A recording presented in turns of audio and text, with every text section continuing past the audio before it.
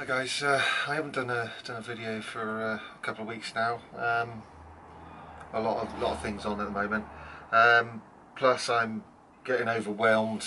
This happens to a lot of allotment gardeners in July. The perennial weeds take over. The annual weeds come marching in, and you're spending all your time weeding, and it just, and cropping. But it gets all. I'm not the only one out there in YouTube land who gets overwhelmed this time of year. But anyway, but I thought I'd give you an update of what I've been, those things I have been those things I've been getting up to that are decent. We've had a bit of rain recently, so I spent a lot of time in here in the greenhouse. I've been in Bristol too long. I've been feeding the tomatoes and the aubergines and peppers and so on. I normally try and do a closed loop gardening system, but it's impossible in the greenhouse. It doesn't even get rain, let alone a natural permanent sort of horticulture ecosystem, whatever. So what I've been doing is I got some fresh chicken manure from a friend at work, and I've been making a manure tea, which just involves soaking, a trowel or two of it in water, and then just pouring it around, and then the brown liquid we pour around in underneath the tomatoes and so on. So we've been cropping the tomatoes, eating the tomatoes. We've got cherry tomatoes, we've got some bigger tomatoes, which the cherry tomatoes are just your standard. Well, it's sweet million, which is it's a nice taster. It's a cherry tomato. We've also got Crimson Crush, which is a bigger sort of salad tomato, and it's blight resistant, which I tried last year, but it's sort of variable in its cropping, it's variable in its flavour. It's variable in the size of the plants, so I don't think it's really settled as a variety, but it is blight resistant. And so we got that. We've been eating the chilies. We've been eating the jalapenos, which is next to me down here, and that overwintered in the house over last winter, and quick off the mark, we're eating them, and they're medium hot, they're tasty, and they're thick walls. I think they're a cracker really for a chilli that's not, I'm not a psychopath chilli lover. I do like a bit of heat, but not too much. So I think if we were, instead of diversifying, if we were, not diversifying, if we were concentrating on one or two chilies, I think this and the lemon adji, I think are good. Both of them will overwinter well, and they're both flavourful. I think the adji is later. It's a variety that ripens later in the year. So we've got what we've got in. So yeah, that's my intro. I shall let's show you a few things and keep you updated. So this is the sweet million. Some of them starting to get to ripen up, but there's plenty of green ones on there ready to ripen up, and it's. Yeah, I think, I can't remember when I put them in the ground, but it was very early and it survived in the greenhouse. I've got 3 sweet millions over here, 4 sweet millions over here. We've got that's a Crimson Crush in the background. I've been having we've got down here, we've got basil and we've got chilies, things like that, hidden amongst the. Can you see that sort of heart-shaped leaf? That's the French bean. It's cobra. You should be able to see a bean just beyond it. I've been eating those. They're nice. They're nice. And in the background we've got some cucumbers. I don't know what I'm doing wrong, but those cucumbers on there are really, really small. There's quite a few of them, and they're not getting any bigger. I've tried watering and fertilising them, and I'm wondering whether it's just a late variety or I'm just a bad gardener. Underneath the cucumbers I've planted a squash. That's a squash there. So if the cucumbers don't buck their ideas up until the cucumbers will be coming down, and we'll have the squash taking over. The aubergines are doing alright, nice and big, but as yet no fruit on these, but they're enormous. Look at the size of them. And there's another one there. We do, however, have, just do a little close up. That's the first, that's okra, and that's the first flower I've ever had on an okra. And it's only a foot tall, so God knows whether or not we're going to succeed with that. But anyway, that's my experiment with okra. In the background, there's a pepper of some sort. I've forgotten all their names now.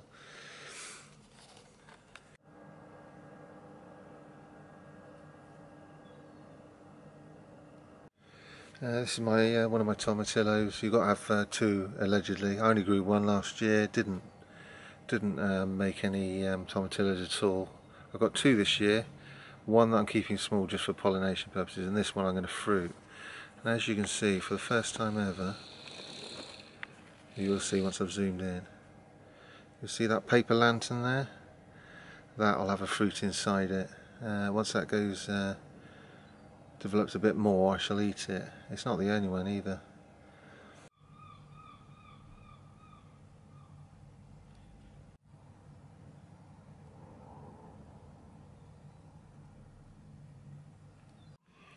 I've had my shallot harvest from the allotment. This is only a tiny part of it, by the way. I've had it out in this back garden, drying out. Of course, we've had 2 days of rain, and the stalks are rotting. So I'm cutting the stalks off to save the shallots. The ones I'm going to be eating aren't going to, probably won't last more than a couple of months because I eat a lot of alliums, but onion, garlic, and leek. But the bigger ones I'm storing for replanting next year. So they've gone in the driest place in the house to dry off fully. But yeah, it's sort of an emergency sort of cutting stalks off exercise.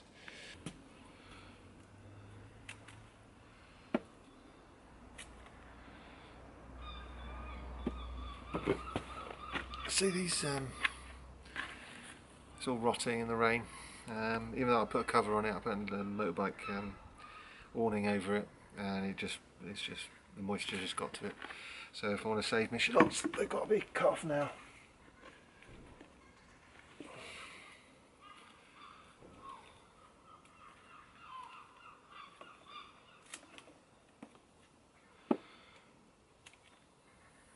The actual bodies of these, all of them are really firm. I think if they're squishy, if the bodies were squishy, the bulbs are squishy, then they're not going to last.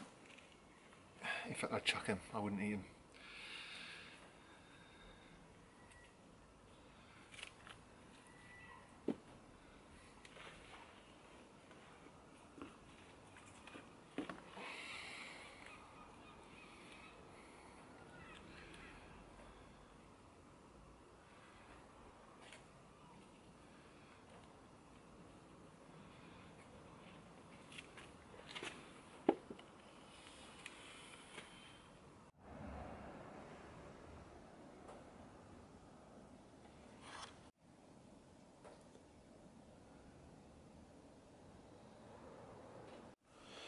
The pears are doing well on this tree. They're getting enormous now.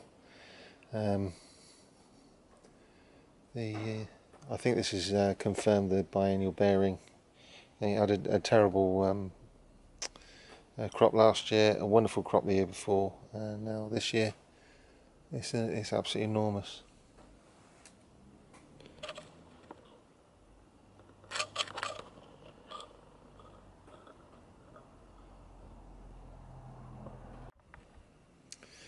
Before I go, I'm just going to show you this Heath Robinson setup I put up here.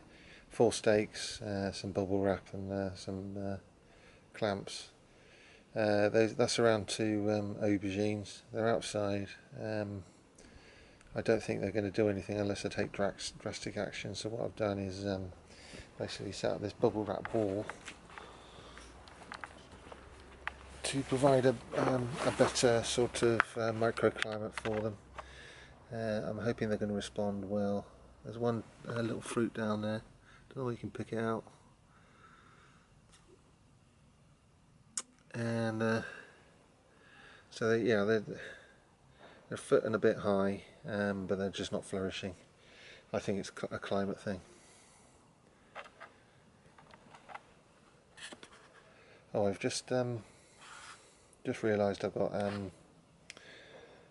got some footage from last week that I didn't upload, so I'll show you that now. It was only 5 minutes long, so I didn't upload it, but anyway, it's coming next.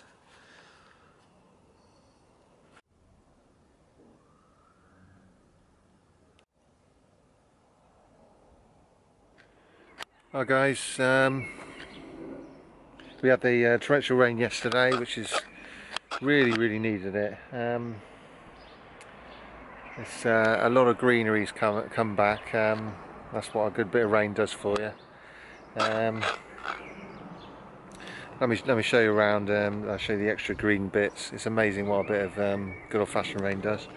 So if I show you, that's come back. That's green, nice and green. It was brown last week. These looking nice and green. These green beans.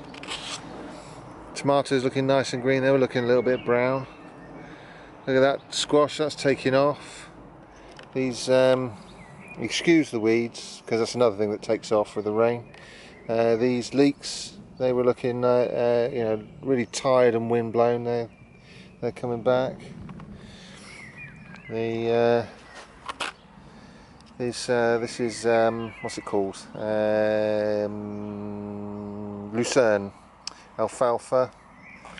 That was dug up from somewhere else and put in the ground about a month and a half ago, and that's shot up. Of course, the mare's tail. I've got to do something. I'll probably do something about that today. The green manure's coming up, as you can see.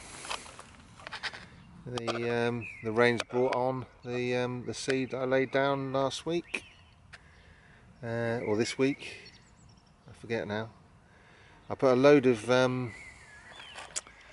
slug pellets down as well, and as you can see, they've all been eaten. Which is, I hate poisoning things, but there you go. Slugs are gardeners' #1 enemy. The fact that I put hundreds of slug pellets down is a bit worrying. The leeks are doing well, as you can see. Like, it's looking a lot greener than it was. This bed was for 2 inches of compost on top. This is where I dug up the potatoes a couple of days ago. But these leeks are doing all right. These potato sapphires, they're doing all right as well. The greenery shot up. God knows what's underneath it. That pumpkin over, that's not a pumpkin. It's a winter squash. When I was young, there was no such thing as a winter squash. There was only pumpkins. But this is this is Marina de Chioggia, which is the green knobbly one with the orange flesh. The green manure is coming up nicely. I've forgotten which one it is. That's probably bird's foot trefoil with a couple of weeds in there. Tomatoes doing all right. Yeah. So anyway, let's get down to, yeah, so it's looking a bit greener. Let's get down to some work.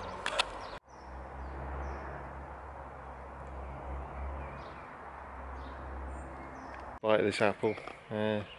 Probably way too early. Let's have a go. Yeah, way too early, but there's some sugar and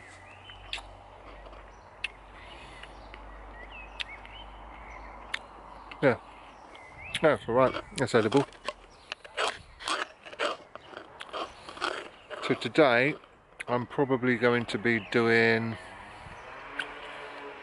I think I'll cut down, I'll show you this green manure.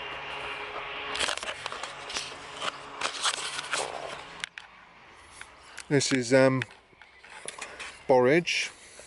These blue flowers are borage. These purple flowers over here are Phacelia tenacetifolia, or whatever it is. I don't speak Latin. And we've got loads of bumblebees in it, but as you can see there's loads mare's tail in there.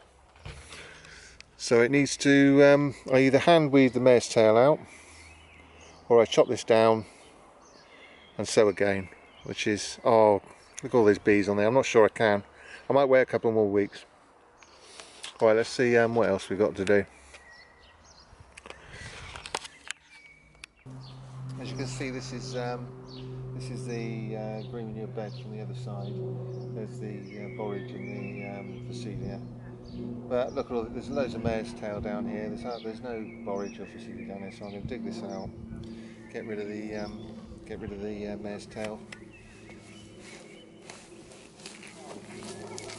Last year's leeks.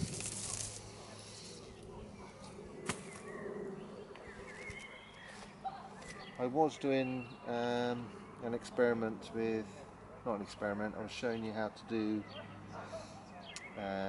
grass and pips off leek, but I've done another one over there, so I don't mind digging this up. But this one's Musselburgh, and it's actually slower to form pips than the mammoth one that I've got over there.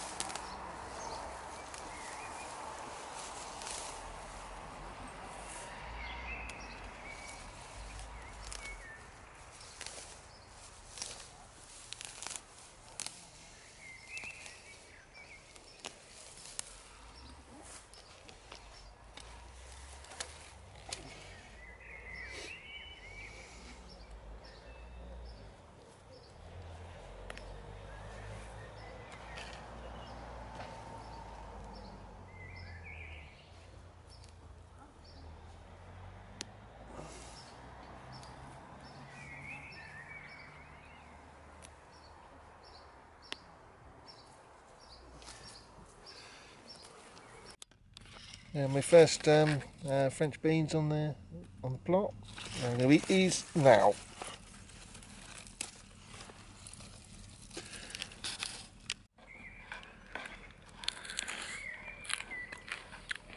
Delicious. Oh, that's nicer than I thought. Says I've starved of beans with bin up till now.